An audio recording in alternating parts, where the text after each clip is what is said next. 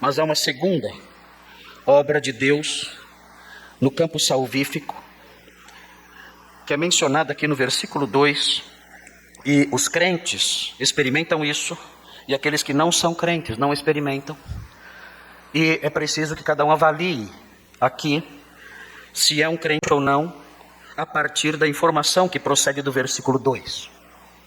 Diz assim o versículo 2: porque a lei do Espírito da vida em Cristo Jesus te livrou da lei do pecado e da morte. Esse versículo coloca toda a humanidade debaixo de duas leis distintas, duas normas que coagem a pessoa, duas normas que conduzem a pessoa, duas normas que se impõem sobre a pessoa. O texto fala de uma lei do Espírito, uma lei do Espírito que dá vida àqueles que estão debaixo dessa lei. São regidos e governados e dirigidos por essa lei. É a lei do Espírito da vida, ou seja, é a lei do Espírito que concede vida. É a lei do Espírito que gera vida. É a lei do Espírito Santo que produz vida e vida eterna, vida santa e vida eterna. E o texto diz que os que estão debaixo dessa lei do Espírito da vida são as pessoas que estão, de acordo com o versículo 2, em Cristo Jesus. Porque a lei do Espírito da vida em Cristo Jesus, e aí continua o versículo dizendo, te livrou da lei, e aí vem a outra lei, a lei do pecado e da morte. Há uma outra lei. E as pessoas que não têm Cristo, que não estão em Cristo, elas vivem debaixo dessa outra lei. É uma lei que as governa, é uma lei que as dirige, é uma lei que as domina. É a lei do pecado e da morte. É a lei do pecado que leva à morte. É a lei do pecado que gera a morte. Assim como a lei do Espírito gera vida, a lei do pecado gera a morte. E há pessoas que estão debaixo dessa lei. São governadas pelo pecado. São dominadas pelo pecado. Os seus pensamentos, todos eles, são pensamentos que não se ajustam com aquilo que Deus aprova. As suas palavras, as palavras que saem da sua boca, são palavras que não se ajustam com aquilo que Deus aprova.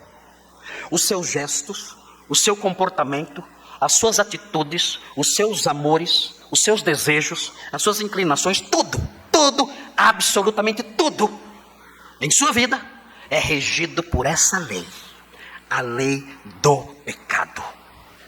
São dominados por ela. São pessoas que não conseguem viver em paz com ninguém. São pessoas que nutrem maldades em seus corações. São pessoas que vivem na imoralidade constante. Todos os seus pensamentos são impuros. Eles são dominados por isso. Não conseguem se livrar dessas coisas, dos seus vícios, dos seus pensamentos perversos, dos seus desejos malignos, das suas atitudes reprováveis.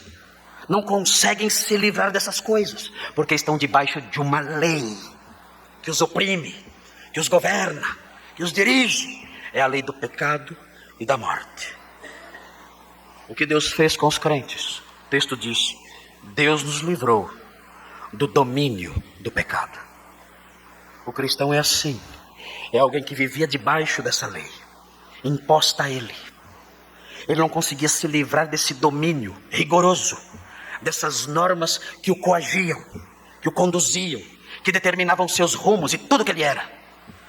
Mas em Cristo, ele se livrou dessa lei e não vive mais debaixo do domínio do pecado. Debaixo de que lei você está? O versículo 1 mostra que temos que estar em Cristo e não em Adão. Dentro de que esfera você está? E agora o versículo 2 mostra a lei do Espírito que concede vida para aqueles que estão em Cristo. E a lei do pecado e da morte para aqueles que não estão em Cristo. Debaixo de que norma você está? Você pode se iludir com a tolice expressa na frase, eu sou livre. Que bobagem. Que imensa tolice. A que ponto você chegou nos enganos que brotaram do seu coração? Você não é livre. Você nunca foi livre. Você está debaixo de uma lei ou de outra. Você está debaixo de um domínio ou de outro. Ou você está debaixo da lei do Espírito que concede vida aos que estão em Cristo Jesus. Ou você está debaixo da lei do pecado e da morte. Não é a terceira lei. Não há uma forma de você se livrar de uma e de outra. Não há como. Ou você está debaixo de uma ou debaixo de outra.